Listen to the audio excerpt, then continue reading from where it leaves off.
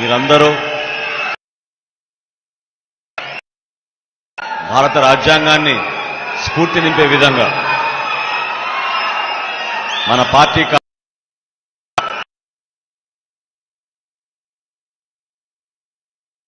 అధ్యక్షులు పవన్ కళ్యాణ్ గారి తరఫున జనసేన పార్టీ తరఫున ఇక్కడ వచ్చిన వీర మహిళలకు మన జన సైనికులకు పార్టీ నాయకులు ఎంతో మంది యువత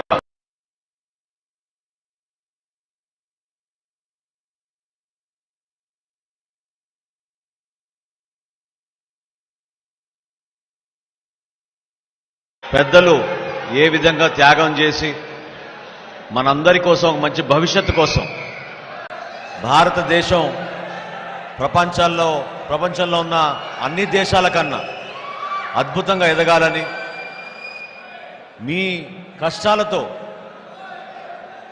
గతంలో వాళ్ళు కనిన కలల్ని మీరందరూ నెరవేరుస్తారని మనస్ఫూర్తిగా మీరందరూ కూడా రాబోయే రోజుల్లో ఆ విలువలని నిలబెడతారని జనసేన పార్టీ తరఫున మిమ్మల్ని అభినందిస్తున్నాం. మనందరం కూడా ఒక సుదీర్ఘ ప్రయాణం చేసి మన పార్టీ అధ్యక్షులు పవన్ కళ్యాణ్ గారు 2014లో పార్టీ నిర్మాణం చేసినప్పటి నుంచి కూడా ప్రతి ఒక్కరిలో కూడా ఆ స్ఫూర్తిని నింపడానికి కోసం, మీలో ఒక చైతన్యం తీసుకురావడానికి కోసం, మీకు అర్థమయ్యే విధంగా ఒక పౌరుడిగా మన బాధ్యతలేంటి, మన హక్కులేంటి, ఏ విధంగా మనం ప్రశ్నించాలి, దేనికోసం మనం నిలబడి పోరాడాలి, సమాజంలో ఏ విధంగా మార్పు రావాలి అనే అంకిత భావంతో మన అందరినీ కూడా ముందుండి నడుపుతున్నారు మన పార్టీ అధ్యక్షులు పవన్ కళ్యాణ్ గారు.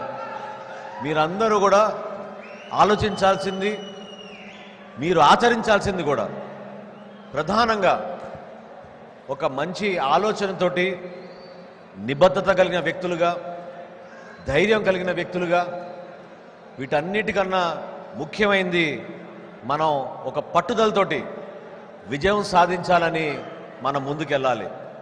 ప్రతి సంవత్సరం ఈ కార్యక్రమం జరుపుకుంటాం, ఎంతో గర్వపడతాం. మనం జాతీయ పతాకాన్ని ఎగరేసినప్పుడు జాతీయ గీతం ద్వారా మనలో వచ్చే స్ఫూర్తిని మీరందరూ కూడా ప్రతిరోజు గుర్తించుకోండి.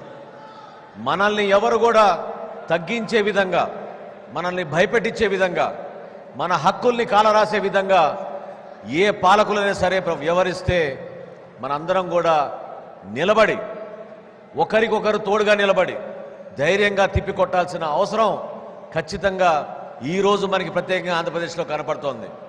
నిలబడండి, ధైర్యంగా నిలబడండి.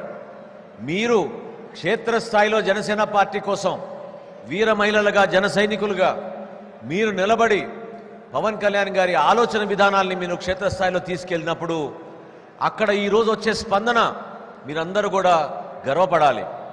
అది ఏదో ఒకరోజు ఒక ఉపన్యాసం ద్వారానో, ఒక పత్రికల్లో ప్రకటన ద్వారానో రాలేదు.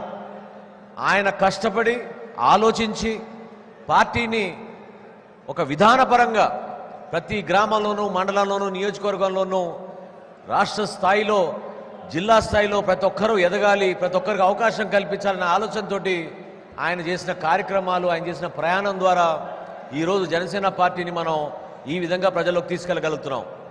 వాస్తవంగా మనం చేసే కార్యక్రమాలు ఎప్పుడు కూడా మన స్వార్థం కోసం చేయం, సమాజం కోసం, రాష్ట్రానికి ఉపయోగపడే విధంగా, మన భవిష్యత్తు కోసం ఒక మంచి ప్రణాళిక ఉద్దేశంతో చేస్తాం తప్ప కేవలం ఓట్ల కోసం చేసే కార్యక్రమాలు జనసేన పార్టీ ఏ రోజు కూడా చేయదు.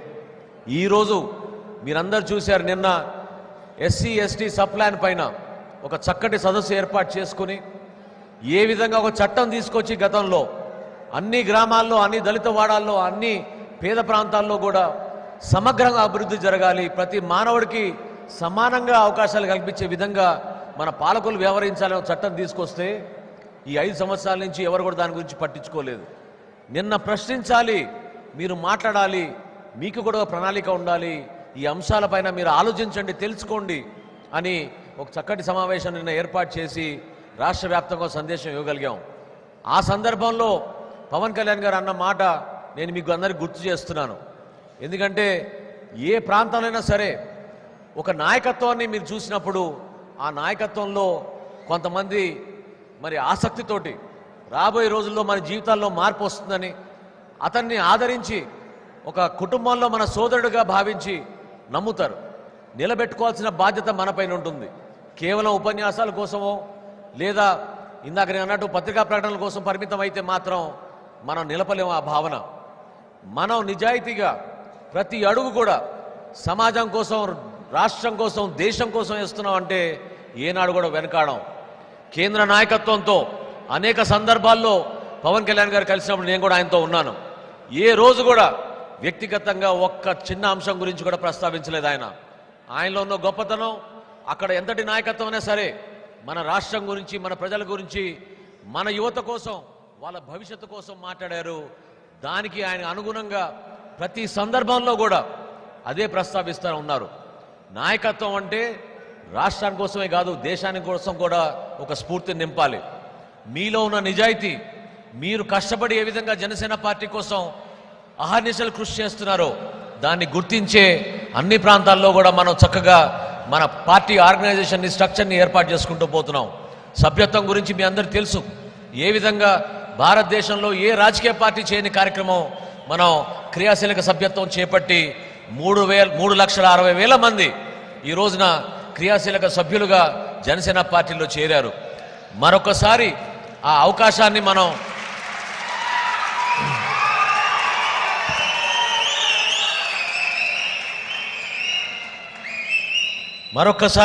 ఆ అవకాశం కోసం చాలామంది ఎదురు చూస్తున్నారు. రాబోయే రోజుల్లో ఎవరైతే సభ్యత్వం గతంలో తీసుకున్నారో వాళ్ళకి మరొకసారి రెన్యువల్ కార్యక్రమం, కొత్తగా సభ్యులుగా చేరే వ్యక్తులను కూడా మనస్ఫూర్తిగా పార్టీలో ఆహ్వానించి వాళ్ళు కూడా క్రియాశీలక సభ్యులుగా అయ్యే అవకాశం మనం ఒక చక్కటి కార్యక్రమం చేసుకునే విధంగా మన పార్టీ అధ్యక్షులు గారు ఆదేశించారు. మీరు గుర్తించాల్సింది ఏంటంటే జనసేన పార్టీ ఎవరికి ఎటువంటి ఆపదలు ఉన్నా సరే మనం వాళ్ళ కోసం నిలబడతాం. మొట్టమొదటి కార్యక్రమం ఎన్నికల తర్వాత మనం చేసింది భవన నిర్మాణ కార్మికుల కోసం, దాని తర్వాత ఇసుక కొరత కోసం, మన యువత కోసం, ఉపాధి కోసం, జాబ్ క్యాలెండర్ కోసం, ఏపీపీఎస్సీ నోటిఫికేషన్ల కోసం రీసెంట్గా మనం చేసింది జనవాణి కార్యక్రమం ద్వారా ఎక్కడ ఎటువంటి సమస్యలున్నా కూడా ఆ సమస్య పరిష్కారం కోసం పవన్ కళ్యాణ్ గారు నిలబడి మీ అందరిలో కూడా ఒక భరోసా నింపడానికి మీకోసం నిలబడతాం. జనసేన పార్టీ నుంచి ప్రభుత్వంలో ఉన్నా లేకపోయినా మనం చేయాల్సిన కార్యక్రమాలు సమాజానికి ఉపయోగపడాలని ఆయన ఆ విధంగా అడుగు వేసుకుంటూ వెళ్తూ ఉన్నారు. ఈరోజు గణతంత్ర దినోత్సవం సందర్భంగా దయచేసి మన పెద్దలు ఏ విధంగా ఆ రోజు త్యాగం చేసి అద్భుతమైన రాజ్యాంగం మనకి తీసుకొచ్చారు, ఏ విధంగా మన భారతదేశం కోసం వాళ్ళు త్యాగాలు చేసి ఉన్న ఆస్తులు కూడా ఆ రోజు మన దేశం కోసం వాళ్ళు త్యాగం చేసి మన కుటుంబాలను నిలబెట్టారు. దాన్ని మీరు గుర్తుపెట్టుకోండి. ఆ స్ఫూర్తిని నిలబెట్టుకోవాలి. ప్రతి ఒక్కరం కూడా మనలో మనం ఏ విధంగా మన భారతదేశానికి మనం ఉపయోగపడగలుగుతాం, ఏం చేస్తే మన పార్టీకి, మన రాష్ట్రానికి, మన దేశానికి ఒక మార్పు తీసుకురాగలుగుతామని మీద ఆలోచించండి. నిలబడండి, ధైర్యంగా నిలబడండి. ప్రతి జిల్లాలో, ప్రతి నియోజకవర్గంలో జనసేన పార్టీ నుంచి, న్యాయ విభాగం నుంచి మనం మీకు ఎక్కడ కూడా ఇబ్బంది కలగకుండా పోలీస్ స్టేషన్లో కూడా న్యాయవాదుల్ని ఏర్పాటు చేయమని పవన్ కళ్యాణ్ గారు చెప్పారు. ఎందుకంటే చాలామందిని పైన అనవసరంగా చిన్న చిన్న అంశాలపైన కేసులు పెట్టి భయపెట్టించడానికి కోసం ఈ ప్రభుత్వం ప్రయత్నం చేస్తోంది. దానికోసం కాదు ఈ రాజ్యాంగం. ఈ రాజ్యాంగం, ఈ స్ఫూర్తి మనం మంచి పాలకులుగా మారాలి, మన ప్రాంతానికి మనం మేలు చేయాలి, అభివృద్ధి చేయాలి, సంక్షేమం చేయాలి, ప్రతి పేదవాడిని ఉన్నత స్థాయికి తీసుకొచ్చే విధంగా పనిచేయాలి తప్ప మీకు ఇచ్చిన అధికారాన్ని మీరు దుర్వినియోగం చేసి కేసులు పెట్టి కావాలని మన వ్యక్తులపైన ఈ విధంగా ఇబ్బంది పెడుతుంటే జనసేన పార్టీ మాత్రం సహించదు. మీకు అండగా నిలబడతాం, మీకు ధైర్యం నింపుతున్నాం. ఆ సందర్భంగా ఎక్కడ ఎటువంటి సమస్య జరిగినా, అన్యాయంగా ఎవరిపైన కేసు పెట్టినా అందరికన్నా ముందు నిలబడేది, మీ వెంట మీతో పాటు నడిచేది మన పార్టీ అధ్యక్షులు పవన్ కళ్యాణ్ గారు. ఆ ధైర్యాన్ని మీరు నిలబెట్టుకోండి, ఎక్కడ పొరపాటు జరగదు. ఈ మాట నేను పదే పదే ఎందుకు ప్రస్తావిస్తున్నానంటే ఇంకొక సంవత్సరం కాలమే ఉంది. ఈ ఒక్క సంవత్సరంలో కావాలని మన పైన ఇబ్బందులు పెట్టే కార్యక్రమాలు చేస్తారు. మన వాహనం గురించి, పవన్ కళ్యాణ్ గారి ప్రచార కార్యక్రమం గురించి చూశారు మీరు. ఏ విధంగా దుర్మార్గంగా వాళ్ళు చేసిన ప్రకటనల్ని, ఏ విధంగా అమ్మవారి కైంకర్యంతో, ఆమె ఇచ్చిన ఆశీస్సులతో ఎంత అద్భుతంగా నిన్న కార్యక్రమం మొదలుపెట్టుకుని మనం ఆ కార్యక్రమాన్ని ముందుకు తీసుకెళ్ళాం. నిజంగా వాస్తవంగా మన బలం చూసుకుని మనం మాట్లాడితే ఎవరు ఆపగలుగుతారు మనం చెప్పండి. ఎవరికి ఆ ధైర్యం ఉందో చెప్పండి. కానీ ఎప్పుడు కూడా చట్టాన్ని గౌరవిస్తాం, వ్యక్తుల్ని గౌరవిస్తాం. ఆ వ్యక్తుల ద్వారా, చట్టం ద్వారా ఉన్న వ్యవస్థల్ని మనం కాపాడుకోవడం కోసం జనసేన పార్టీ నిలబడుతుంది. దానికోసం ఈ రోజున ఈ గణతంత్ర దినోత్సవం సందర్భంగా మీరందరూ కూడా ఒక మంచి స్ఫూర్తి మీలో నింపాలి, ధైర్యాన్ని మీలో నింపాలి. కర్తవ్యంగా, ఒక బాధ్యతగా, పట్టుదలతోటి మీరు జనసేన పార్టీ కోసం దయచేసి మీరు పనిచేయండి. క్షేత్రస్థాయిలో అద్భుతమైన విజయం మనం సాధిస్తాం రాబోయే రోజుల్లో అని మనస్ఫూర్తిగా మిమ్మల్ని అభినందిస్తూ మన పార్టీ అధ్యక్షులు పవన్ కళ్యాణ్ గారిని మాట్లాడమని కోరుతున్నాను.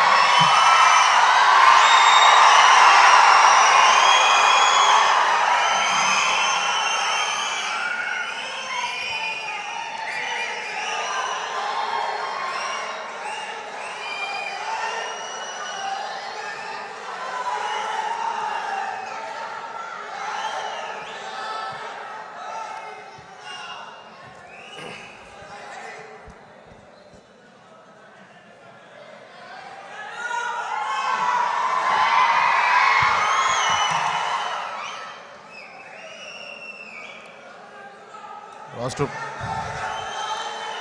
ప్రతి ఒక్కరికి పేరు పేరున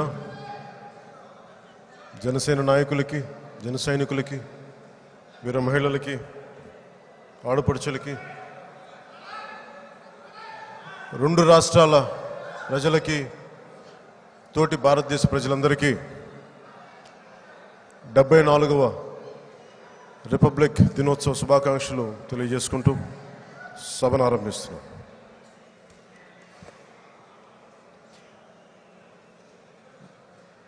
మనందరికీ చాలామందికి రిపబ్లిక్ అవతరించడం అంటే తెలీదు. స్వాతంత్రం 1947లో స్వాతంత్రం వచ్చి మళ్ళీ 50లో మళ్ళీ రిపబ్లిక్ అనేది 2 సార్లు ఎందుకనేది అప్పుడప్పుడు కొంతమంది మధ్య చర్చ జరుగుతూ ఉంటుంది. ఏ కంట్రీకైనా సరే, ఏ దేశానికైనా సరే ఇండిపెండెన్స్ డే ఒకటి ఉండదు. కానీ రాజ్యాంగాన్ని తీసుకొచ్చిన రోజున ఇట్లా ప్రత్యేకించి ఉండవు, రెండు కలిపే ఉంటాయి సామాన్యంగా మిగతా వాళ్ళందరికీ. కానీ మన దేశంలో ప్రత్యేకించి విభజన జరిగిన తీరు,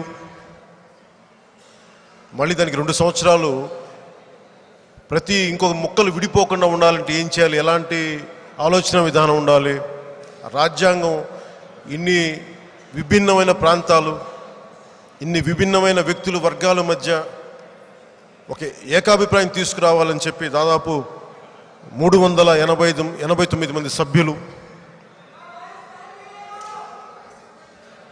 389 మంది సభ్యులు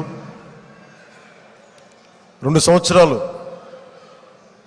అలాగే కూర్చొని పార్లమెంట్ సెంట్రల్ హాల్లో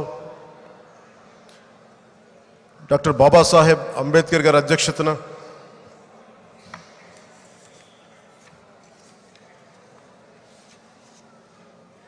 మెయిన్ ఈ ముసాయిదా కమిటీ ఇంకొక 6 మంది ముఖ్యమైన సభ్యులు ఉన్నారు. వారిలో ఎన్ గోపాలస్వామి అయ్యంగార్, అల్లాడి కృష్ణస్వామి అయ్యర్, కేఎం మున్షి, ఎస్ఎం సాదుల్లా, ఎన్ మాధవరావు, టిటి కృష్ణమాచారి ఇలాంటి మహోన్నతులు, మహానుభావులు బాబాసాహెబ్ గారి, అంబేద్కర్ గారి అధ్యక్షతన దాదాపు 2 సంవత్సరాలు ఈ మనందరికీ ఉమ్మడిగా ప్రయోజనాల కోసం ఈ రాజ్యాంగాన్ని తీసుకొచ్చిన విధానం చాలా గొప్పగా ఉంటుంది. ఒక్కొక్క ఇప్పుడు మనం ఈ మువ్వెన్నుల జెండా ఎందుకు ఉండాలి, ధర్మచక్రం ఎందుకు ఉండాలి, అంతకుముందు చర్క ఎందుకు ఉండకూడదని దీని మీద కూడా డిబేట్లు జరిపి ఒక 15 పేజీలు డిబేట్ ఉన్నాయంటే కొన్ని గంటల పాటు, కొన్ని రోజుల పాటు చర్చలు జరిపి ఒక ప్రతిదాన్ని ఒక నిర్ణయం తీసుకున్నారు. అంత కష్టపడ్డారు మన కోసం. ఇది ఎందుకు జరుపుకోవాలి, ఇదేదో మనం అరవడానికో, కేకలు పెట్టడానికో, మనందరం గుమిగుట్టడానికో కాదు, బాధ్యత తెలుసుకోవడానికి. స్వాతంత్ర దినోత్సవం కానీ, రిపబ్లిక్ డే కానీ ఎంతమంది త్యాగాల ఫలితంగా మనం ఈ రోజున మనం ఏదైనా వ్యాపారాలు చేసుకోవడానికో, పిల్లలను చదువులు చదివించుకోవడానికో, అసలు దేశం అనేది ఉండటానికి ఆ మహానుభావుల్ని స్మరించుకోవడానికి దినం. వారు చేసిన త్యాగాలకి మన రుణగ్రస్తులు. 1947లో దేశ విభజన మత ప్రాతిపాదికన జరిగితే కొన్ని లక్షలాది మంది చనిపోయారు. ఊచకొత్తకు గురయ్యారు రెండు వైపులా. ఒకవైపు ఫ్రీడమ్ ఎట్ మిడ్ నైట్ అని నెహ్రూ గారు స్పీచ్ ఇస్తుంటే అదే సమయానికి పంజాబ్లో ఆడపడుచులు విపరీతమైన మానభంగాలకు గురైన సందర్భం, ఊచకోతకు గురైన సందర్భం. అంటే చాలా హింసతో వచ్చింది. మన శాంతితో రాలేదు మన స్వాతంత్రం. చూడటానికి అలా అనిపించచ్చేమో కానీ నాన్ వైలెంట్ మూమెంట్లో కానీ అహింసాయుతంగా వచ్చింది అని అనుకోవచ్చేమో కానీ చాలా హింస ఉంది మన స్వాతంత్ర్యం వెనకాల, లక్షలాది మంది. సో అవన్నీ తెలుసుకుంటే తప్ప భవిష్యత్తులో మనం ఎలా ఉండాలి అనేది మనకి అర్థం కాదు. అదృష్టవశాత్తు పెద్దలతో చాలామందితో మాట్లాడి కూర్చోవటం వల్ల నాకు చాలా చిన్న వయసు నుంచి దేశం పట్ల చాలా బాధ్యత ఉంది. మహానుభావుల త్యాగాల వల్ల మనం ఈరోజు మన జీవితం ఉంది. తలెత్తుకొని మనం ఒక ఇండియన్ భారతీయ పౌరుణ్ణి అని చెప్పుకోవడానికి దాని వెనక కొన్ని వేలాది మంది గొప్ప గొప్ప మహానుభావులు, వాళ్ళందరూ త్యాగ ఫలితం ఉంది. సో వాటిని గుర్తుపెట్టుకోవడానికి ముఖ్యంగా ఈ రోజున అలాంటి మహానుభావులందరికీ జనసేన తరపున మనందరి తరపున ఆ మహానుభావుల త్యాగాలకి చేతులెత్తి మేము నమస్కరిస్తున్నాం.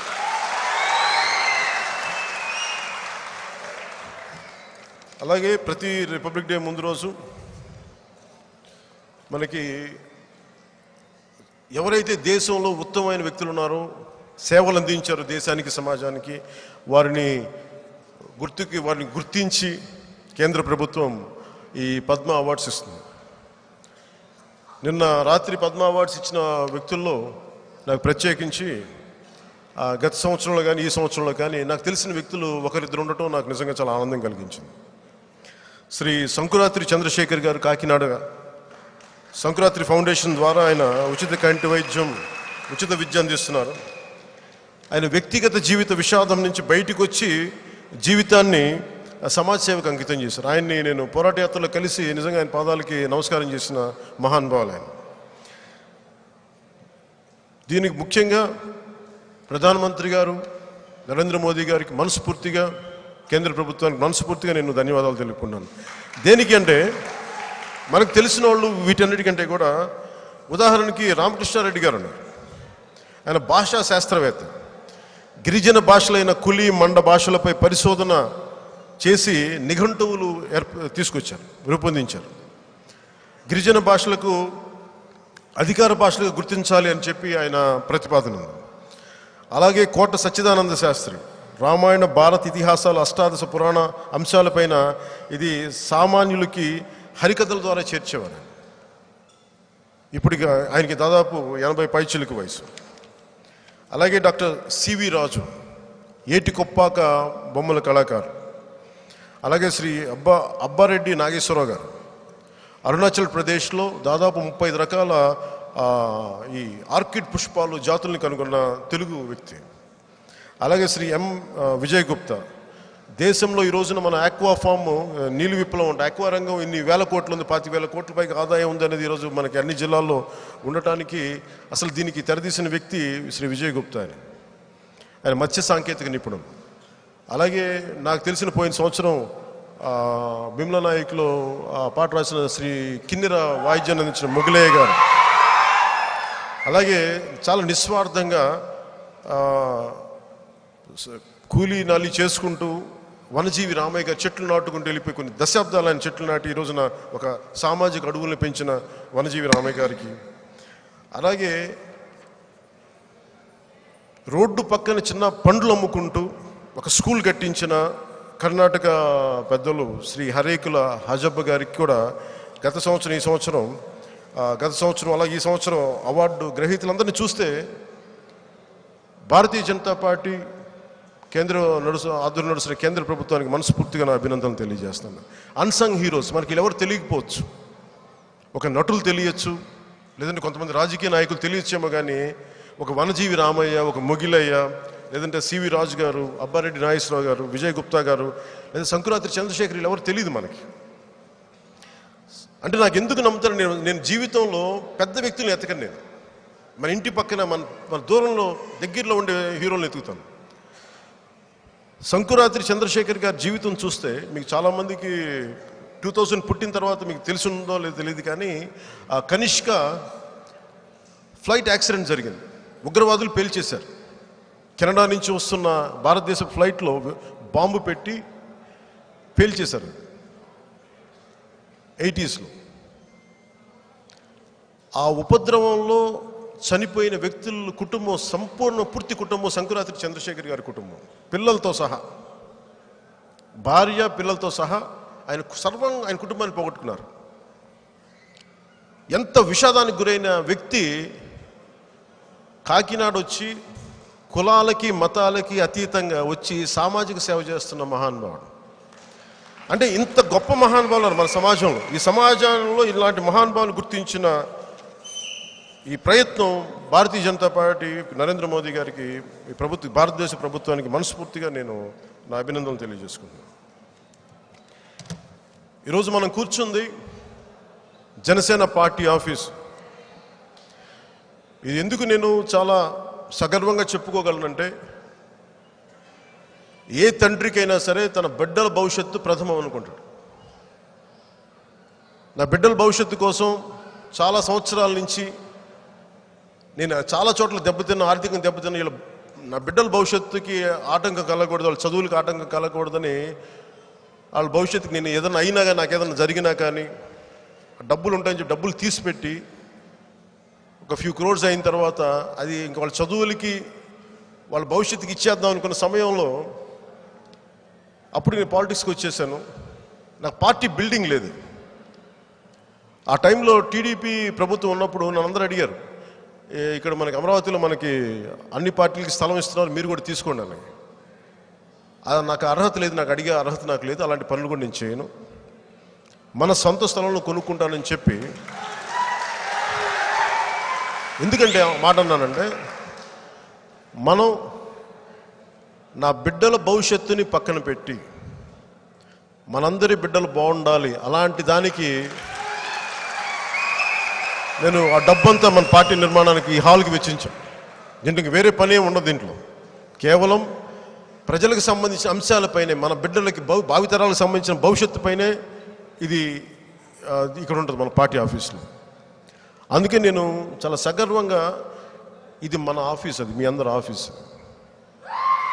ఇది మీరు ఏ సమస్య వచ్చినా సరే తలుపు తట్టడానికి, మీరు ఏదైనా సమస్య అంటే ఒక సుగాలి ప్రీతి తల్లి దగ్గర నుంచి ఎవరికైనా సరే, మన భవన నిర్మాణ కార్మికుల దగ్గర నుంచి ఎవరికైనా సరే, ఒక ఆడపడి ఎవరికైనా సరే, ఇది మీకు అండగా ఉంటుంది ఆఫీస్, జనసేన ఆఫీస్.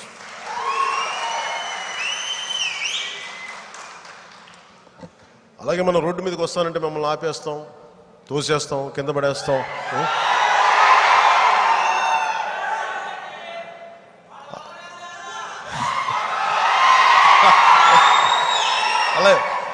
అలాగే మీ వారాహి మా ఆంధ్రప్రదేశ్ రోడ్ల మీద ఎలా తిరుగుద్దో మేము చూస్తామని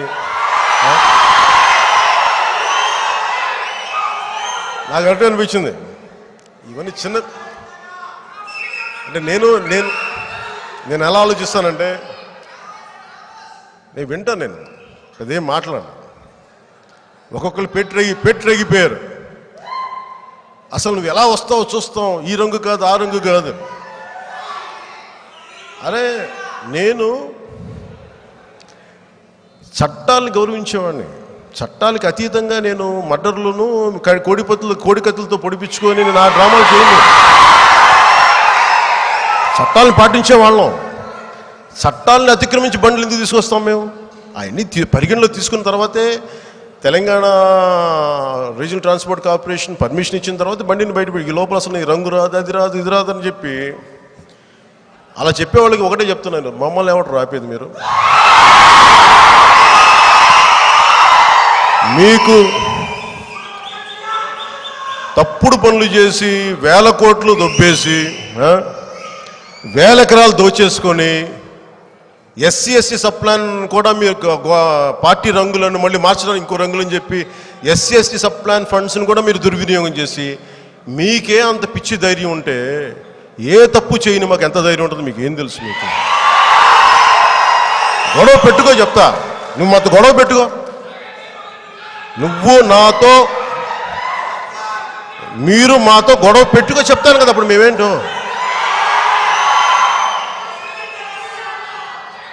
సో వారాహి ఆయుధ పూజకి నాకు పునర్జన్మ ఇచ్చిన నేల తెలంగాణ కొండగట్టులో వారాహి పూజకి చాలా గొప్పగా చేసిన పురోహితులకి, పూజారులకి, టెంపుల్ ఆలయ సిబ్బందికి, ఈవోకి, టెంపుల్ కమిటీ చైర్మన్కి, అలాగే ధర్మపురి నా అనుష్ఠుప్ నారసింహయాత్రకి నాకు మొదటగా వెళ్ళిన ధర్మపురి లక్ష్మీ నరసింహ టెంపుల్కి సంబంధించిన చైర్మన్ గారికి, సిబ్బందికి, పూజారులకి, పురోహితులకి, ప్రతి ఒక్కరికి నా మనస్ఫూర్తిగా ధన్యవాదాలు, మనస్ఫూర్తి కృతజ్ఞతలు. ఇన్ని సంవత్సరాలుగా ఎప్పుడు ఆంధ్రాలో తిరిగినా కానీ నేను ఎప్పుడు దుర్గమ్మ వారిని దర్శించుకోవాలని నాకు మనసులో కలగలేదు. నేను దుర్గాదేవి భక్తుడిని, భవానీదేవి భక్తుడిని. కానీ నాకు ఎప్పుడు టెంపుల్కి వెళ్ళాలి ఎందుకు నాకు అనిపించలేదు, నాకు అనుమతి రాలేదు నేను అనుకుంటున్నాను. కానీ అక్కడ వారాహి ముగించుకోగానే నాకు ఇంద్రకీలాద్రి నుంచి దుర్గమ్మ తల్లి నువ్వు వచ్చిన దర్శనం చేసుకున్నాను. ఆ తల్లి ఆశీర్వాదంతో యాక్చువల్ నిన్న పూజ చేసుకుని వెళ్ళిపోదామంటే దారి పొడుగుతా నాకు విశేష అభినందనలు తెలిపిన ప్రతి ఒక్కరికి దారి పొడుగున, ముఖ్యంగా ఆడపడుచులకి, పెద్దలకి దారి పొడుగుతా నాకు పసుపు కుంకుమలతోటి స్వాగతం పలికి పసుపు నీళ్ళు చల్లి కొబ్బరికాయలు కొట్టి గుమ్మడికాయలు కొట్టి దిష్టి తీసిన అందుకు ప్రతి ఒక్కరికి పేరు పేరున ధన్యవాదాలు తెలుపుకుంటాను.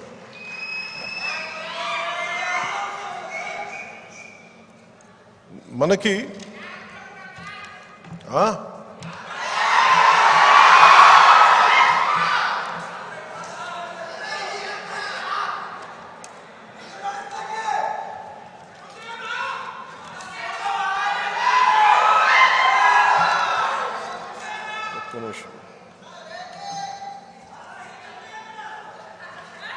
వారాహి దండయాత్ర చేద్దాం ఒకటి టైం. వాళ్ళు కొంచెం మదం ఎక్కని అప్పుడు కూడా దండయాత్ర చేద్దాం, కొంచెం మదం ఎక్కాలి. బలిసిన పొట్టేలేదు కొడతాం, మామూలు పులిసిన కూడా కొంచెం మాట్లాడినాం. ఇది మార్గరెట్ మీడ్ అని ఒక ఆంథ్రోపాలజిస్ట్ ప్రతి 25 సంవత్సరాలకి 30 సంవత్సరాలకి తరం మారుతూ ఉంటుంది. అలాగే మనకి స్వాతంత్రం వరకు వచ్చిన 2 తరాలు, ఇప్పటికి మనకి 70s నుంచి పోస్ట్ ఇండిపెండెన్స్ నుంచి ఒక కొత్త తరం బయలుదేరింది. అంటే బ్రిటిష్ వాళ్ళ చెర నుంచి వచ్చేసిన తర్వాత మాకొద్దో ఈ తెల్లదరం అని చెప్పి గరిమెళ్ళ గారు అన్న తర్వాత, ఆ తర్వాత మన దొరతనం వచ్చింది, మన భారతీయుల దొరతనం. బ్రిటిష్ వాడు వెళ్ళిపోయినా కానీ బ్రిటిష్ వాడి విభజన పోకడ, అహంకారపూరిత ధోరణి అది ఇంకా పోలేదు మన వాళ్ళకి, ఈ వైసీపీతో సహా. సో ఇలాంటి దేశీయ దొరతనాన్ని ఎండగట్టిన వ్యక్తుల్లో మొట్టమొదటి వారు, నాకు ప్రభావితం చేసిన వ్యక్తుల్లో శ్రీ లోక్నాయక్ జయప్రకాష్ నారాయణ్. చాలా అంటే ప్రాథమిక హక్కుల ఉల్లంఘన జరిగితే, డెమోక్రసీ, ప్రజాస్వామ్యం అంటేనే ప్రజల సొంతం అని అర్థం. వైసీపీ సొంతం అని కాదు అర్థం, సజ్జల గారి సొంతం అని కాదు అర్థం, మనందరి సొంతం. ఒక్క కుల సొంతం కాదు, కులస్వామ్యం అని చెప్పాల, ప్రజాస్వామ్యం అని చెప్పాం. ఇది మనందరం అర్థం చేసుకోవాలి. ఒక్క కులం సొంతం కాదు ఇది, ఈ దేశం అందరి సొంతం. ఇది మతాలకి, కులాలకి అతీతంగా, ప్రాంతాలకు అతీతంగా. సో అలాంటి లోక్నాయక్ జయప్రకాష్ నారాయణ గారు, రామ్ మనోహర్ లోహియా, అసలు గాంధీ గారు స్వాతంత్రం వచ్చిన తర్వాత కాంగ్రెస్ని అసలు తీసేయమని చెప్పారు. కాంగ్రెస్ పార్టీ స్వాతంత్ర్యం కోసం వచ్చిన పార్టీ, దీన్ని ఉంచొద్దు అంటే అది పొలిటికల్ పార్టీగా అవుతుంది. అలాంటి కాంగ్రెస్ పార్టీ మీద రామ్ మనోహర్ లోహియా గారు మిగతా పార్టీలని ఏకం చేసి కాంగ్రెస్కి ఆయన పోరాడిన వ్యక్తి.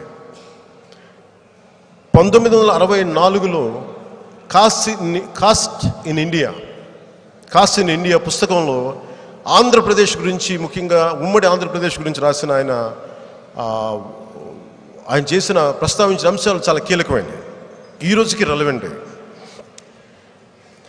సో అలాంటి రామ్ మనోహర్ లోహియా గారు, అలాగే ఎంతసేపు అభివృద్ధి పయనంలో ఎలా ఉండాలి, ఆర్థిక సంస్కరణ ఉండాలి, ప్రాథమిక హక్కుల ఉల్లంఘన ఉండకూడదు, జరిగితే దాన్ని ఎట్లా ఎదుర్కోవాలని చెప్పిన నాకు ప్రభావితం చేసిన వ్యక్తుల్లో శ్రీ నాని పాల్కీవాలా గారు. కులాల మధ్య అంతరాలని, ఈ అసమానతల్ని చాలా సమగ్ర దృష్టితో, ఒక ఫిలసాఫికల్ దృష్టితో చూసి దీన్ని మనకి చేసిన నారాయణ్ గురు, కేరళ రిఫార్మర్. వీళ్ళందరూ జనసేన 7 సిద్ధాంతాలకి ఎంతో కొంత అవగాహన ఇచ్చిన వ్యక్తులు నాకు వీళ్ళందరూ. అలాగే స్వామి వివేకానంద. బలమైన యువత లేకపోతే బలమైన దేశం ఉండదు.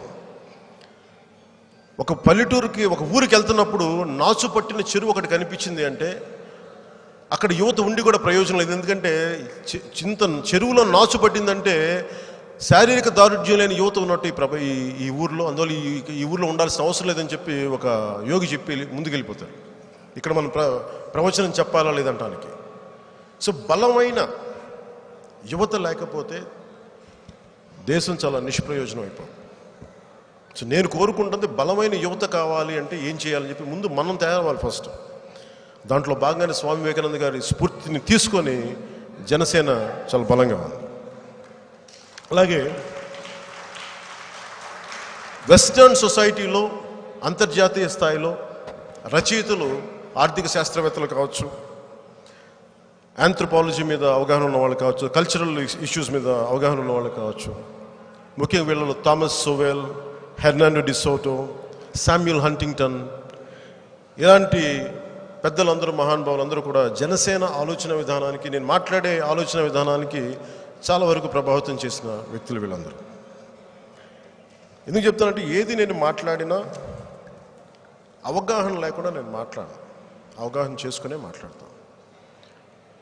డావోస్ అంటే అక్కడ చలిగా ఉంటుందండి,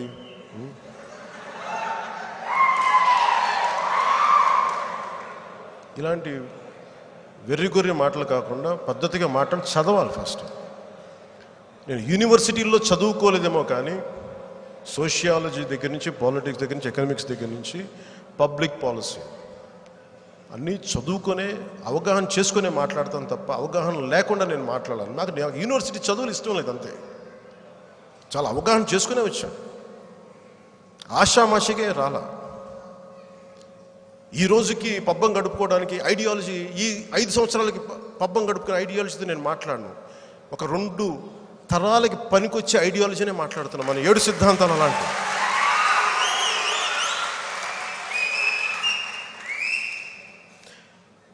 సో మనకి వీటన్నిటిలో కులాల ఐక్యతాన్ని గురించి మాట్లాడతాను.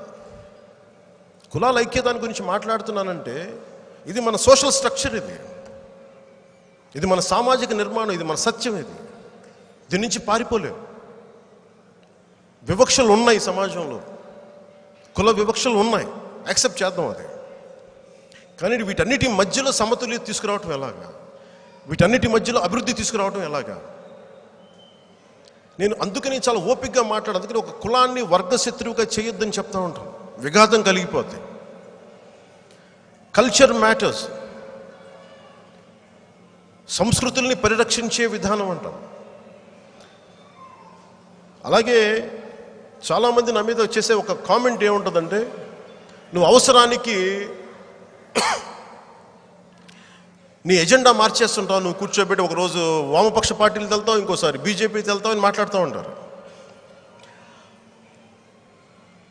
Truth is somewhere in between. పూర్తి వామపక్ష భావజాలం పనిచేసిందా అంటే ఈ ప్రపంచం అంతా అదే ఉండేది. పూర్తి రైట్ వింగ్ ఐడియాలజీ పనిచేస్తా అంటే అదే ఉండేది. అది లేదు, మధ్యలో ఎక్కడ ఉన్నాం మనం. నేను ఆ మధ్యస్థ విధానాన్ని పట్టుకున్నాను. నేను దానికి నా కారణాలు నాకున్నాయి. దీని వెనక నాకే స్వార్థాలు లేవు, నాకు వ్యక్తిగత స్వార్థాలు ఏం లేవు.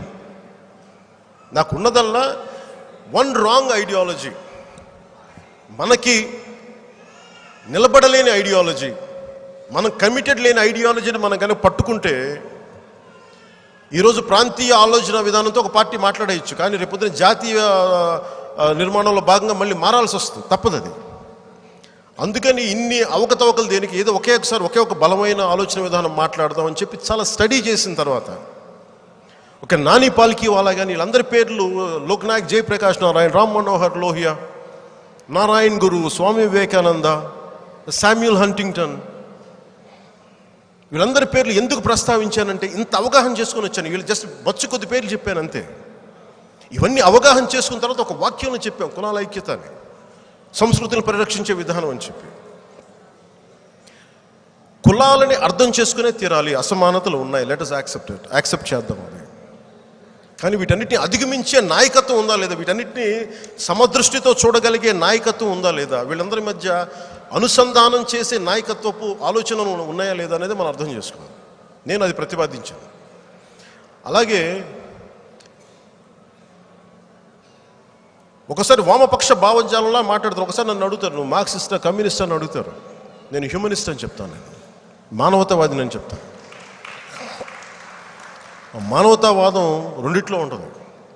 అటు ఎక్స్ట్రీమ్ రైట్లో ఉంటుంది, ఒక షెగివెరాలో మానవత్వం కనిపిస్తాయి, ఒక స్వామి వివేకానందలో మానవత్వం కనిపిస్తుంది. నేను రెండింటిని అర్థం చేసుకున్నాను కాబట్టి కాంటెంపరీస్ చేసుకొని మధ్యదారిలో ఉంటాను. మధ్యదారిలో ఒకసారి నా ప్రజల అవసరాల మేరకు నేను మారుతాను అంతే, నా అవసరాల కోసం నేను మారను. దీంట్లో కల్చర్ ఒకటి చాలా కీలకమైంది. కులాలు ఎంత కీలకమైందో, మన కులాలు కల్చర్ని రిప్రజెంట్ చేస్తాయి.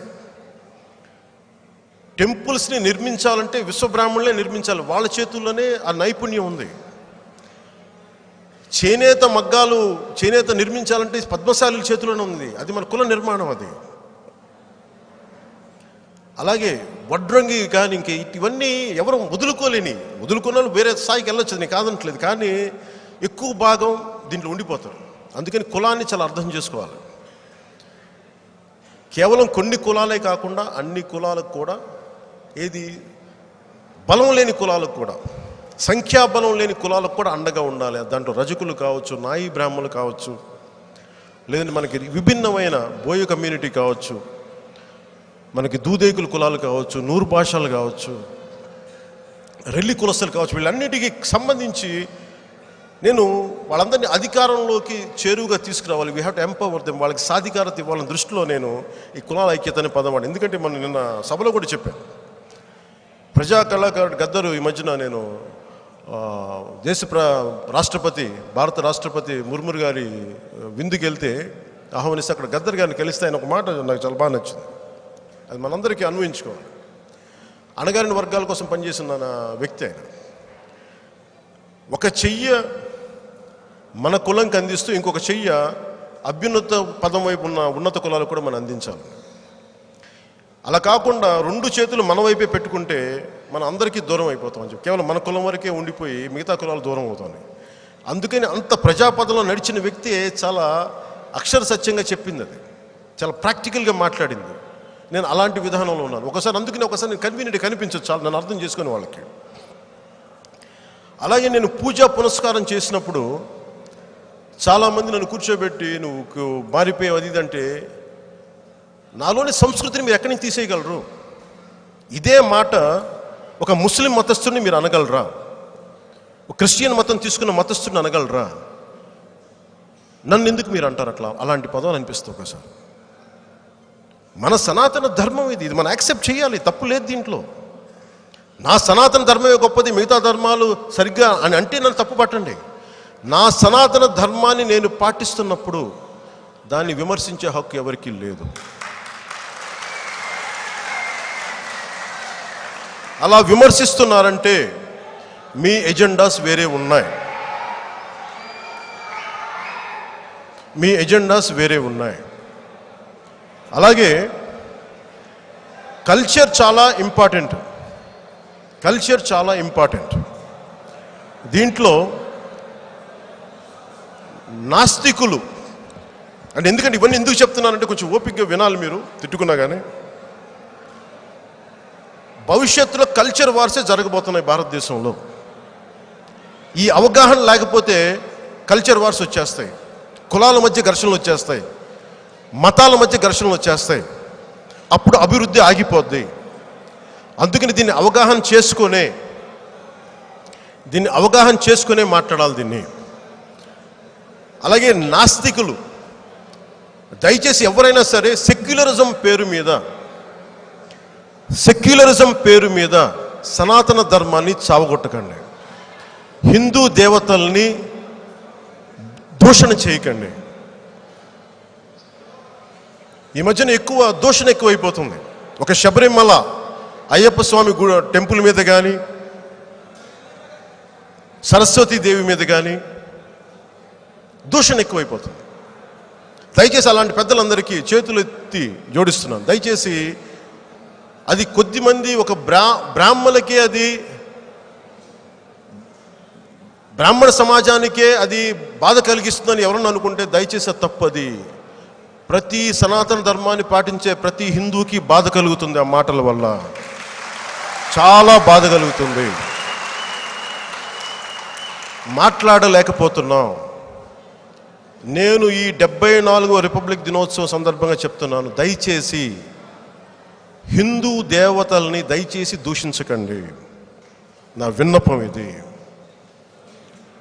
మీరు ఒక మహమ్మద్ ప్రవక్తని అనటానికి మీకు భయం వేస్తుంది. ఒక జీసస్ మహానుభావుని అనటానికి భయం వేస్తుంది. కానీ హిందూ దేవతలు అనటానికి మీకు ఎక్కడి నుంచి ధైర్యం వస్తుంది? తప్పది.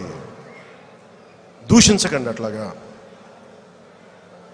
ఇలా అనేసి ఏమి అవ్వదు అనుకుంటే కాదు, మనోభావాలు గాయపడుతున్నాయి. దయచేసి ఇది నా విన్నపం. ఇది మాట్లాడినంత మాత్రాన నేను రైట్ వింగ్ అయిపోను. నేను సగటు భారతీయుడినే అవుతాను. అది గుర్తుపెట్టి, దానికి మీకు రైట్ వింగ్ అనిపిస్తే సంతోషం, తీసుకోండి, నాకేం ఇబ్బంది లేదు.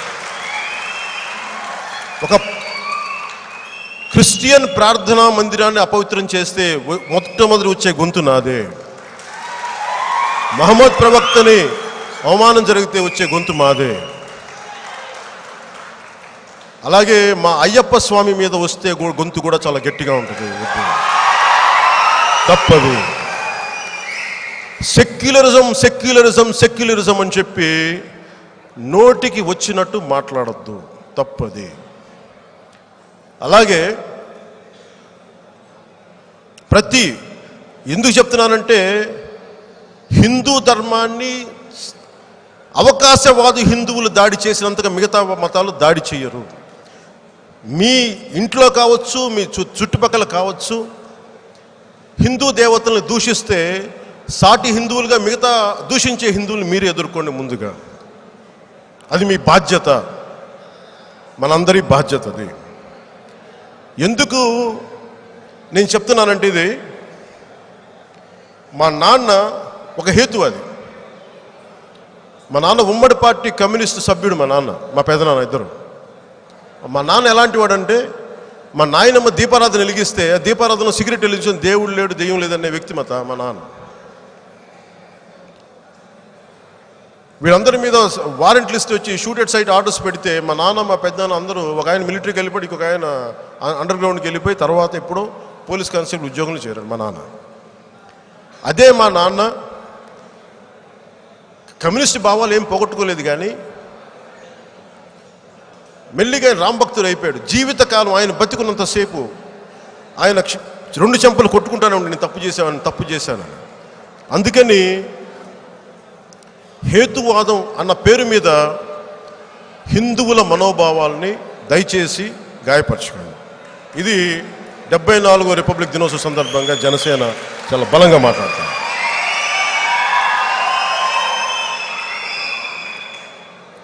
ఎందుకంటే సమాజంలో అశాంతి ఉంటే, బాబు దయచేసి మీరు కూర్చోండి, మీరు డిస్టర్బ్ చేస్తాను మీరందరూ, ప్లీజ్ కామ్ డౌన్, ఆగండి. ఎందుకంటే ఇది మీకు డిసిప్లిన్ లేకపోతే ఎట్లాగా? మీకు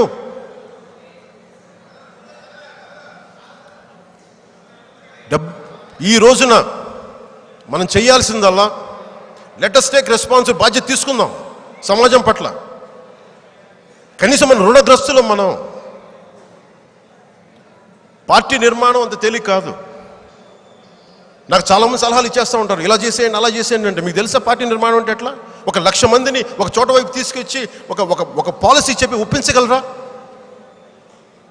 నా ముందు వెనక మా తాత మా నాయన ముఖ్యమంత్రులు కాదు, మా బాబాయిలు ఎంపీలు కాదు. కింద పడుతున్నాం, మీద పడుతున్నాం, లేస్తున్నాం. పార్టీ నిర్మాణం అంటే 10 సంవత్సరాల నిర్మాణం. పెరుగు తోడేయడానికి కూడా రాత్రి కావాలి.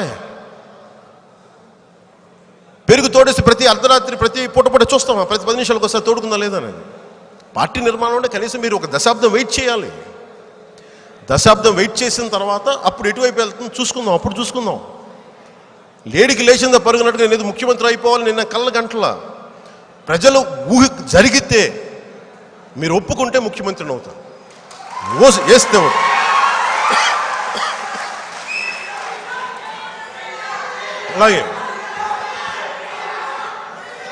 అలాగే మనది భవిష్యత్తు ఏం చేయాలి? మనం ఇంతమంది యువత ఉన్నారు, ఆడపడుచులు ఉన్నారు. ఒక ఆంధ్రప్రదేశ్, ఈ అభివృద్ధిలో ఆంధ్రప్రదేశ్ ఎటు వెళ్ళాలి? ఒక $15 ట్రిలియన్ ఎకానమీగా అవ్వబోతుంది భారతదేశం. వరల్డ్లో బిగ్గెస్ట్ ఆర్థిక బలసంపన్నమైన దేశంగా అయిపోద్ది. దీంట్లో ఆంధ్రప్రదేశ్ ఎక్కడ ఉండాలి? తోటి తెలుగు రాష్ట్రం తెలంగాణ ఎక్కడ ఉండాలి? ఇదందరూ మనందరి బాధ్యత. ఆంధ్రప్రదేశ్లో కనుక ఈ కల్చరల్ వార్సు, కాస్ట్ వార్స్ను అర్థం చేసుకోకపోతే ఈ అభివృద్ధి తమిళనాడుకి, గుజరాత్కు, బీహార్కు, ఉత్తరప్రదేశ్కి వెళ్ళిపోతే తప్ప ఆంధ్రాకి రావు. సో ఆంధ్రప్రదేశ్కి చాలా బలమైన పొలిటికల్ స్టెబిలిటీ కావాలి, ఒక రాజకీయ స్థిరత్వం ఉండాలి ఇక్కడ. అది జనసేన ఒక్కడి వల్ల వస్తుంది అనుకుంటే, ప్రజలందరూ వెన్నంటుంటే మనస్ఫూర్తిగా నాలాంటి కూలింగ్ కూడా ఉన్నాడు, అలాంటి బలంగా చేస్తాడు.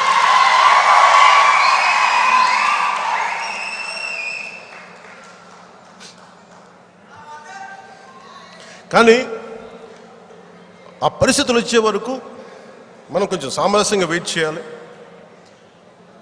ముఖ్యంగా లా అండ్ ఆర్డర్, బలమైన డెవలప్మెంట్ ఉండాలి అంటే law and order is very important. ఈ ఫాల్స్ కేసులు కానీ ఏ కేసులు పెట్టాలన్నా ఇష్టరాజ్యంగా కేసులు పెడతా ఉంటే ఎదుర్కొని దీన్ని కాదు అని చెప్పి హ్యాండిల్ చేయగలిగే లా అండ్ ఆర్డర్ చాలా బలంగా ఉండాలి.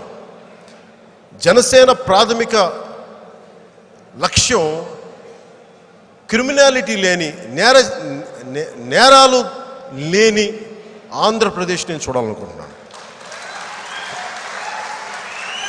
బాబాయిని చంపేసి సిబిఐకి అప్పగించేటాలు, కోడికత్తో గీయించేసుకొని నాకు ఆంధ్రప్రదేశ్ పోలీస్ మీద నమ్మకం లేదు, నాకు ఆంధ్రప్రదేశ్ డాక్టర్ల మీద నమ్మకం లేదు, తెలంగాణ ఒక డాక్టర్ మీద, ఒక పర్టికులర్ డాక్టర్ మీద నమ్మకం ఉంది, ఆ డాక్టర్ ట్రీట్ చేశాడు కాబట్టి ఆయన్ని ఈ ఏంటి సార్ అది మన కాదు కదా ఆరోగ్యశ్రీ పథకం చైర్మన్గా చేయడం, నేను ఇలాంటి కోరుకోవట్లేదు. పోలీసుకు ఒకసారి చెప్పాలనిపిస్తుంది, మీరు రోజు శాల్యూట్ కొట్టే ముఖ్యమంత్రి, మీకు బాగా గుర్తులేదు, మీరు ఒకసారి పోలీస్ అధికారులు మీరు శాల్యూట్ కొట్టే ముఖ్యమంత్రి, మీరంటే గౌరవం లేదు. మీ డిపార్ట్మెంట్ అతను యువకుడుగా ఉన్నప్పుడు, అతను టీన్స్లో ఉన్నప్పుడు, 20స్లో ఉన్నప్పుడు మానవ హక్కుల నివేదిక ప్రచురించిన దాంట్లో ఉంటుంది ఇది. ఈ రాష్ట్ర ముఖ్యమంత్రి ఒక ఎస్ఐనో సిఐనో జైల్లో పెట్టి కడపలో పులివెందుల స్టేషన్లో కొట్టిన ఘనత ఉంది ఈ ముఖ్యమంత్రికి. ఇతను లా అండ్ ఆర్డర్ ఇతని చేతిలో ఉంది. మరి క్రిమినల్స్ రాజ్యాలు ఎలక. మొన్న ఈ మధ్యన నేను రాష్ట్రపతి భవనానికి విందుకెళ్తే అక్కడ ఒక తెలంగాణ ప్రముఖ నాయకుడు కనిపించాను. ఒకటే అన్నాడు, సమస్య ఏంటంటే మీది రాష్ట్రంలో నువ్వేమో ప్రజాప్రతినిధిలాగా మాట్లాడుతావు, నువ్వు పోరాటం చేసేది రాచరిక పోకడలు, ఆధిపత్య పోకడలు వ్యక్తులు. వాళ్ళకి ప్రజాస్వామ్యం అంటే గౌరవం లేదు, రాజ్యాంగం అంటే గౌరవం లేదు, ప్రజలంటే గౌరవం, ప్రజలు వాళ్ళ బానిసలు అనుకుంటారు. ఇది నువ్వు ఆలోచన చేసే వరకు నువ్వు వాళ్ళతో సరిగ్గా పోరాడలేవు. అది నాకు తెలుసు. అది మనం అర్థం చేసుకోవాల్సింది వైసీపీ ప్రజాప్రతినిధుల్లాగా బాధ్యత ఉన్న వాళ్ళలాగా ప్రవర్తించట్లేదు. మేము ఎవరికి సమాధానం కాదు అనుకుంటున్నారు. మిమ్మల్ని మెడలు వంచి మీ చేత సమాధానాలు చెప్పిస్తారు. మెడలు వంచుతాం మీ చెప్తున్నాను. అలాగే ఈ దేశంలో సగటు మనిషి ఆంధ్రప్రదేశ్లో ఏ కులానికి సంబంధించిన వ్యక్తి అయినా కావచ్చు, అణగారిన వర్గాలకు చెందిన వ్యక్తి అయినా కావచ్చు, ఏ కులానికి చెందిన వ్యక్తి అయినా కావచ్చు, లోకల్ బాడీస్లో దేంట్లో ప్రజాప్రతినిధిగా నువ్వు నిలబడతానంటే నిన్ను ఎవరు నిలవరించే హక్కు ఎవరికీ లేదు. పోరాడితే పోయేది బానిస సంఖ్యలు తప్ప ఇంకేమీ కాదనేది ఒక దళిత యువకుడు నెల్లూరు జిల్లాలో జనసేన పార్టీ కార్యకర్త, జన సైనికుడు, ఎంపీటీసీగా పోటీ చేస్తే ఇంట్లో భయపెట్టి యాక్సిడెంట్లో చంపేస్తామని చెప్పినట్టు చంపేశారు. యువతకి నేను ఇదే చెప్తున్నాను, మీరు బయటికి రాకపోతే, మీరు అన్యాయాన్ని ఎదుర్కోకపోతే మీ తర్వాత మీకు పుట్టబోయే బిడ్డలు కూడా బానిసలుగానే ఉండిపోతారు. అది మర్చిపోకండి. అలాగే దివ్యాంగులకు సంబంధించి ఒక తెలంగాణలోనే 20 లక్షల మంది దివ్యాంగులు ఉంటారు. దాదాపు మనకు కూడా దానికంటే ఇంకొక 5-10 లక్షలు ఎక్కువ ఉండొచ్చాం. మనకి దివ్యాంగుల్లో చాలామంది ఎంటర్ప్రీన్యూర్స్ ఉంటారు. జనవాణి కార్యక్రమంలో రాజశేఖర్ రెడ్డి అనే ఒక దివ్యాంగుల్ని కలుసుకున్నాను. మహా బ్రిలియంట్ కుర్రాడు అబ్బాయి, ఎన్నో ఆలోచనతో ఉన్నాడు. అలాంటి కుర్రవాళ్ళకి ఏదో మీకు దివ్యాంగుల పెన్షన్ ఇస్తాం కాకుండా అలాంటి వాళ్ళు రేపు పొద్దున్న ఒక 10,000 మందికి ఉద్యోగాలు ఇచ్చే స్థాయిలో రాజశేఖర రెడ్డి లాంటి వ్యక్తులు ఉండాలని దివ్యాంగుడు ఉండాలని నేను కోరుకుంటున్నాను. అలాంటి దివ్యాంగులకి ప్రత్యేకించి నాకు ఒక రిప్రజెంటేషన్ ఏమొచ్చిందంటే, మొన్న తెలంగాణకి వెళ్తే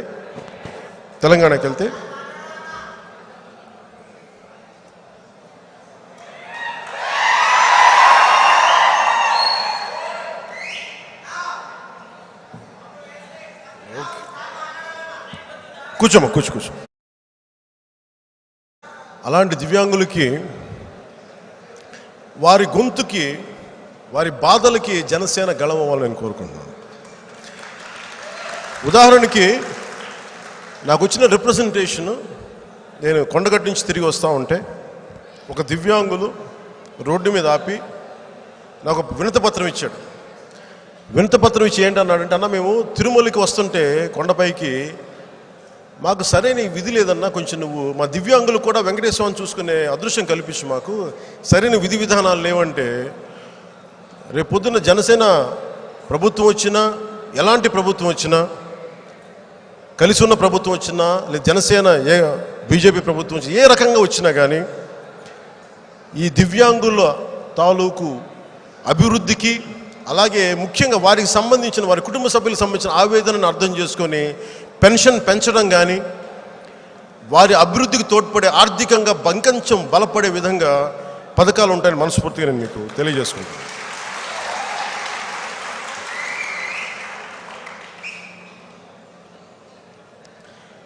ముఖ్యంగా ఆడపడుచులకు సంబంధించి మీరు ఎంతసేపు వంటింట్లోనే ఉండిపోవాలి, బయటికి రాకూడదు అని కోరుకునే వ్యక్తిని కాదు నేను. మీరు అందుకని మిమ్మల్ని మహిళ అని పెట్టాల, వీర మహిళ అని పెట్టాను.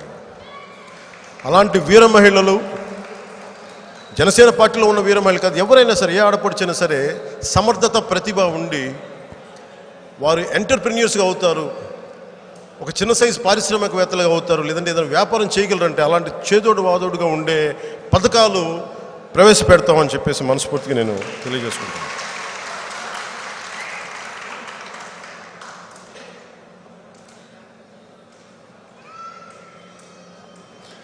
ముఖ్యంగా యువతకి మీరు ఆలోచించండి, మీ భవిష్యత్తు. నా ప్రైమ్ అంతా నా కోసం పనిచేశాను, 20s అంతా నా కోసం పనిచేశాను. బై 29 నేను అనుకుంది నా దేశం కోసం పనిచేయాలనుకున్నాను. ఏ మేరా జహా, ఏ మేరా ఘర్, ఏ మేరా ఆసియా అని అన్నానంటే నా కోసం పనిచేస్తే సరిపోలే, మనందరి కోసం రావాలనుకున్నా. నేను ఆ రోజు పాట రూపంలో చెప్పాను, ఈరోజు చేతల రూపంలో నడుస్తున్నాను అదే పాటను.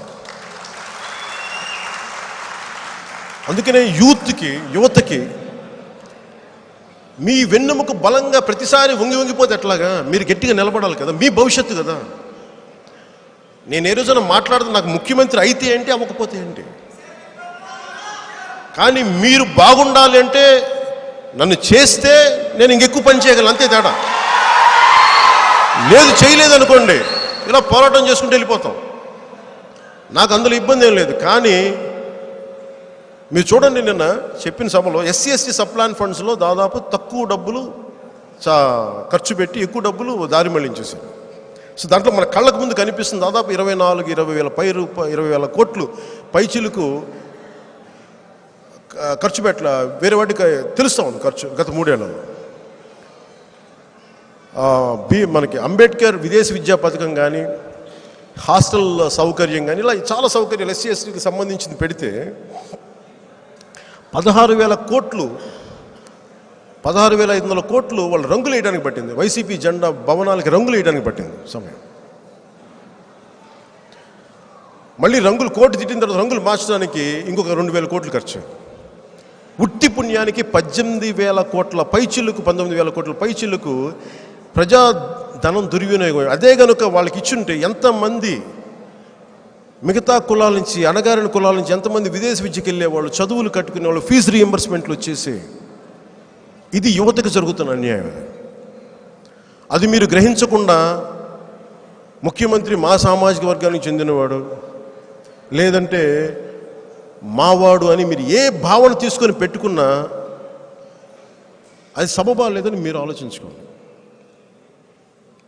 ఏ ఒక్కడు కూడా అన్ని కులాలు చెందలేడు, ఇంపాసిబుల్. అది అందరి వల్ల కాదు, చేయలేము. కానీ ఒక్క మనిషి అందరికీ చేయగలరా లేదనేది మీరు ఆలోచించండి. నాకేమి ఈ వైసీపీ నాయకులు తిట్టడం నాకేం సరదా కాదు. వాళ్ళు నిజంగా అద్భుతంగా చేస్తే నేను కూడా శభాష్ అనే వ్యక్తిని నేను మనస్ఫూర్తిగా చెప్తున్నాను. అలాగే మీరు అలా కాకుండా మీరు ఆధిపత్య ధోరణి ప్రకటిస్తే మటుకు నా అంత తీవ్రవాది ఉండడం, మళ్ళీ మామూలు ఎక్స్ట్రీమిస్ట్ ఉండడం. నాకు భయాలు లేవు, నాకు ఏం ఆశించను జీవితంలో. ప్రాణం గురించి కూడా లెక్కలేదు నాకు. అందువల్ల వైసీపీ నాయకులు నా గురించి మాట్లాడే ప్రతి మాట ఒళ్ళు దగ్గర పెట్టుకొని మాట్లాడండి.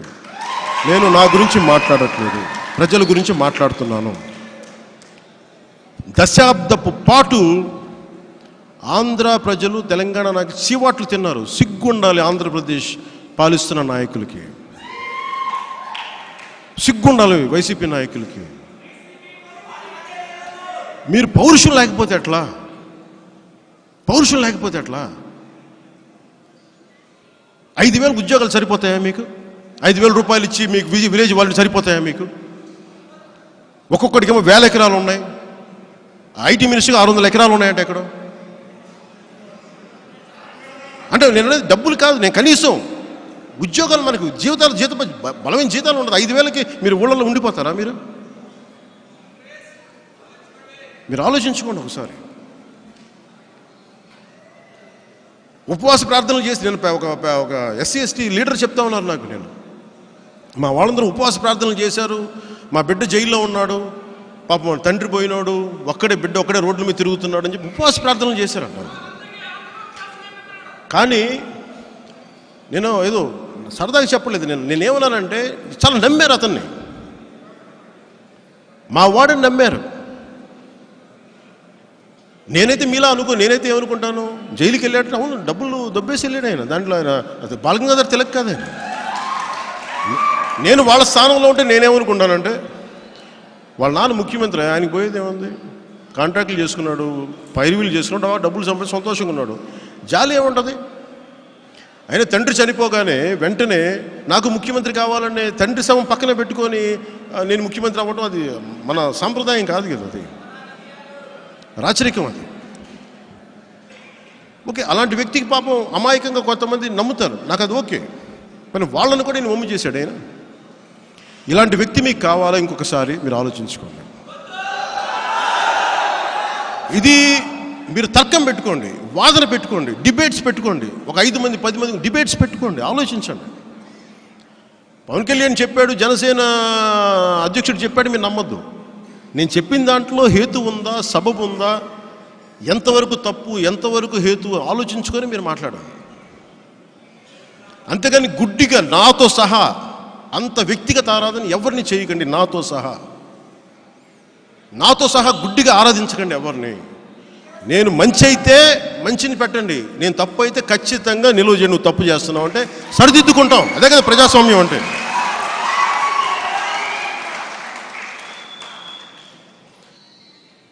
సో అలాగే ముఖ్యమైనది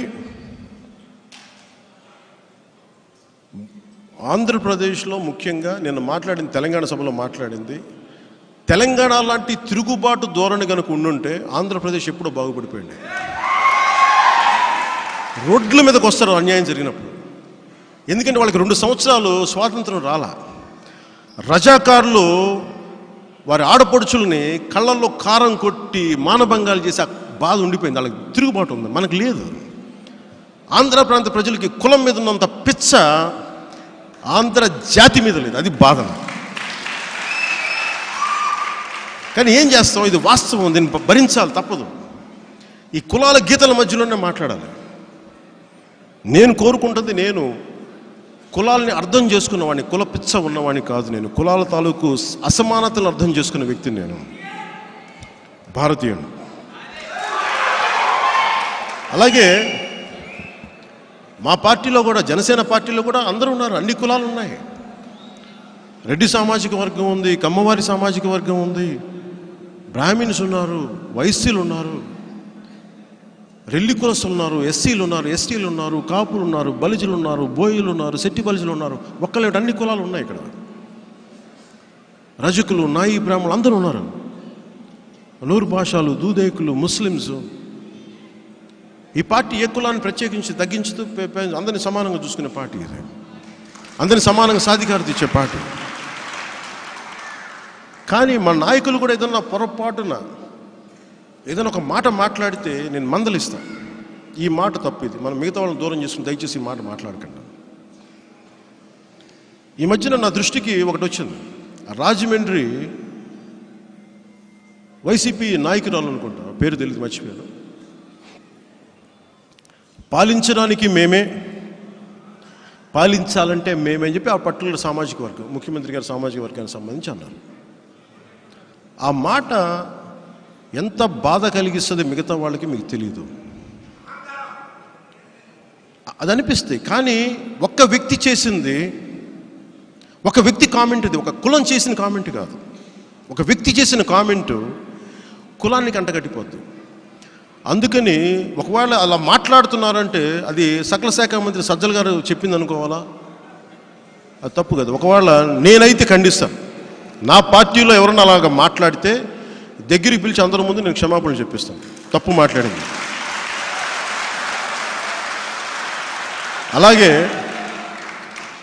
వైసీపీ నాయకురాలు మాట్లాడింది వాళ్ళు ఖండించకపోతే ఈ రోజున అది మీరు అలాంటి పోకడని మీరు పెంచుతున్నారని అర్థం చేసుకోవాలి. మీరు ఇది ప్రజాస్వామ్యానికి మంచిది కాదు. ఒక కులం ఎక్కువ, ఒక కులం తక్కువ అంటే ఇది చాలా అసమానతలకి లోనవుతుంది. ప్రజాస్వామ్యంలో ఇది హేతువు కాదు, ఇది సరైనది కాదు. ఇది మీరు అర్థం చేసుకోండి. ఎందుకంటే నేను కులాలను విడదీయడానికి రాలా, మీ నాయకుడిలాగా, వైసీపీ నాయకుడిలాగా. కోనసీమలో 3-4 కులాల మధ్య ఘర్షణలు పెట్టడానికి పెట్టేసి సొంత మంత్రి ఇల్లు తగలబెట్టించేసుకున్నారు. సొంత మంత్రి విశ్వరూప్ గారు ఇల్లు తగలబెట్టించేసుకున్నారు. ఈ రోజుకి అతనికి కలవడానికి ముఖ్యమంత్రి వెళ్ళలేదు ఈ రోజుకి. ఎందుకంటే తగలబెట్టింది వాళ్ళే కదా, అందువల్ల మనసు సరిపోలే వెళ్ళి పలకరించడానికి. సో అందుకని ఇలాంటి ఆధిపత్యపు ధోరణి ఉన్నంతకాలం ఆంధ్రప్రదేశ్ బాగుపడదు. అందుకని యువతకి చెప్తున్నాను, దయచేసి ఈ కులాలు వీటి మధ్య దాటి మీరు బయటికి రాకపోతే, మీరు తెలంగాణ యువతలాగా ఆలోచించకపోతే ఆంధ్రప్రదేశ్ వెనకబడిపోద్ది. నేను ఆర్దిస్తూ చెప్తున్నాను మీ అందరికీ. మనస్ఫూర్తిగా దయచేసి మీరు అరుపులు కేకల కంటే కూడా మీరు ఆలోచనతో వెళ్ళండి. నా విన్నపం ఇది.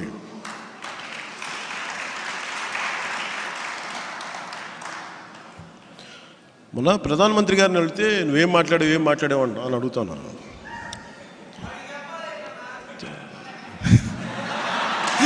కాదు, ఒకటే అనుకున్నా.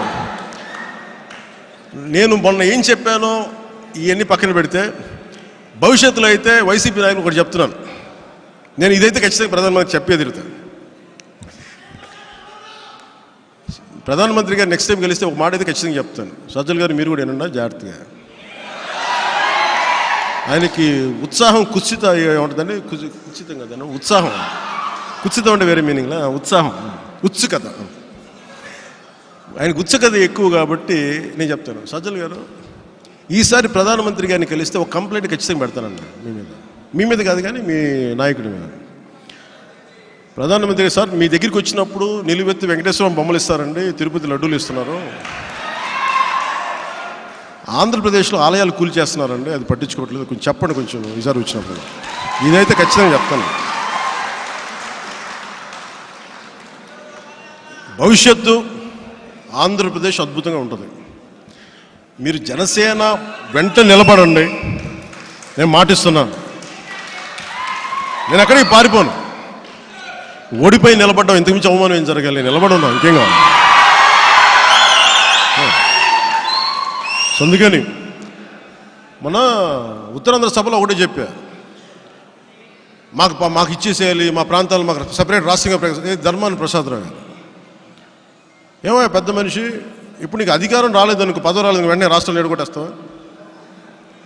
అంటే ప్రతి ఒక్కళ్ళు రాయలసీమ నుంచి కూడా ఆయన ఎవరు బైరెడ్డి రాజశేఖర్ గట్ట ఆయన మాకు కూడా సపరేట్ రాష్ట్రం ఇచ్చారంటే అది కుదరదు. అట్లా ఈ దేశం కోసం చాలామంది పనిచేసాం. మీరు ఇష్టానికి కూర్చోబెట్టి మాకు నచ్చట్లేదంటే అలా కుదరదు. అలా దేశాన్ని అలా పంచలేం మీకోసం. 74వ రిపబ్లిక్ రోజుని చెప్తున్నాను, దినోత్సవ రోజుని చెప్తున్నాను. ఆంధ్రప్రదేశ్ నాయకులు irrespective of the party, let you either you are YCP or any other party, మీరు వేర్పాటు వాద ధోరణితో మాట్లాడితే నాలాంటి తీవ్రవాదిని ఇంకొకసారి చూడరు. మీరు విసిగిపోయాం. మీకు ఏం తెలుసు, మీ బతుకులకేం తెలుసు? వెళ్ళారా మీరు? ఒక్కసారి కాన్స్టిట్యూయెంట్ అసెంబ్లీ డిబేట్స్ చదివారా? కరప్షన్ గురించి మీకు, కరప్షన్ చేసిన మునిగిపోయిన మీకు, పబ్లిక్ పాలసీ తెలియని మీకు రాష్ట్రాన్ని విడగొట్టేస్తారు. మీకు అధికారం లేకపోతే మేము చూస్తూ కూర్చుంటామా? మేము దేశభక్తులు తోలు తీసి కింద కూర్చోబెడతాం. ఇంకొకసారి ఆంధ్రప్రదేశ్ ని విడగొడతాం అంటే తోలు తీసి కింద కూర్చోబెడతాం. తమాషాగా ఉంది ఒక్కొక్కరికి. విసిగిపోయాం సన్నాసులతోటి.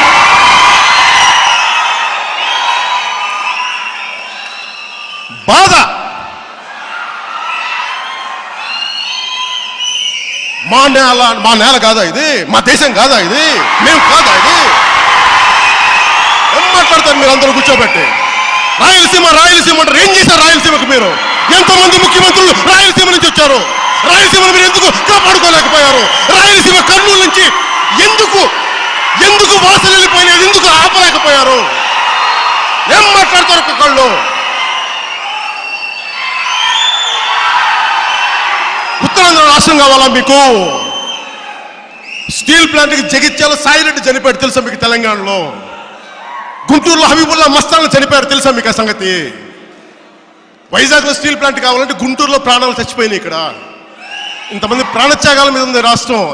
మీ కన్వీనియన్స్ కోసం, మీ ఇష్టారాజ్యం కోసం పిచ్చి పిచ్చిగా స్టేట్మెంట్లు ఇవ్వకండి. చాలు. రాష్ట్రాన్ని ప్రజల్ని విడగొట్టింది చాలు. ఇంకా ఆపేయండి ఇంక ఇక్కడితోటి.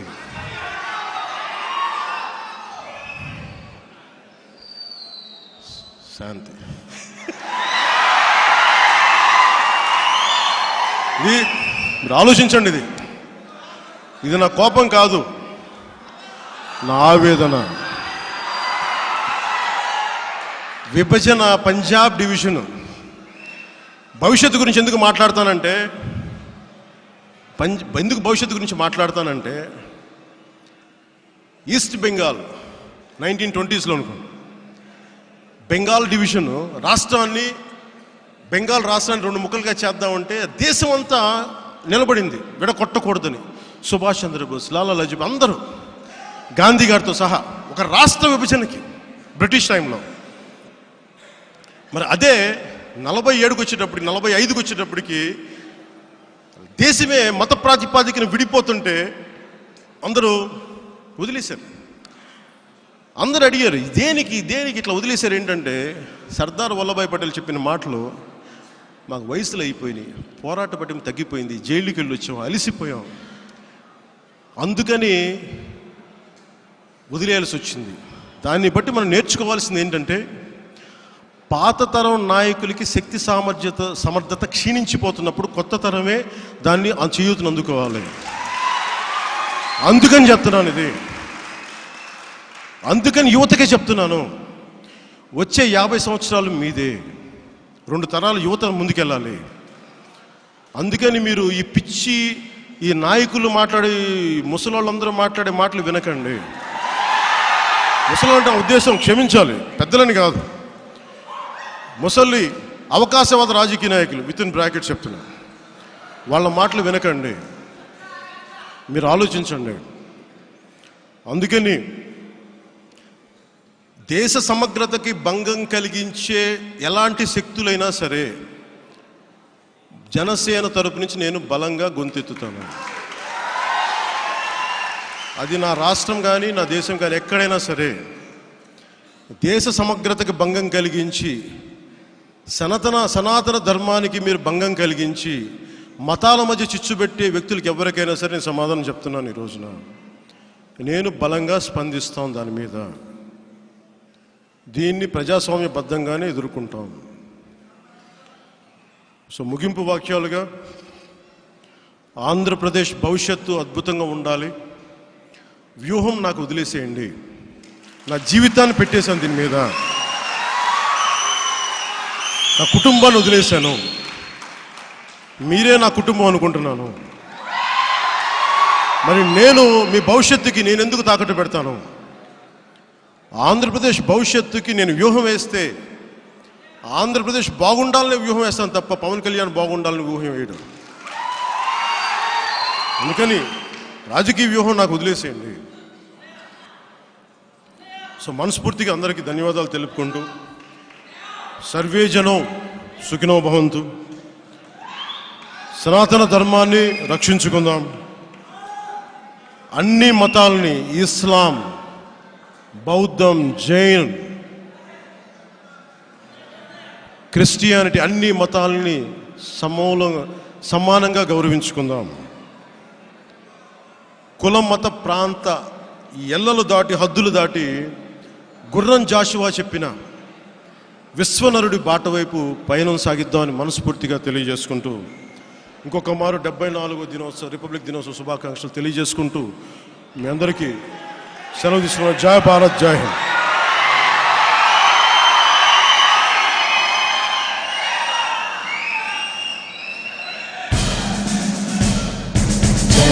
जनगण मन अधिनायक जय हे भारत भाग्य विधाता। पंजाब सिंध गुजरात मराठा द्राविड उत्कल बंगा विंध्य हिमाचल यमुना गंगा उच्चल जलधि तरंगा। तव शुभ नामे जागे तव शुभ आशीष मांगे गाहे तव जय गाथा। जनगण मंगलदायक जय हे भारत भाग्य विधाता। जय हे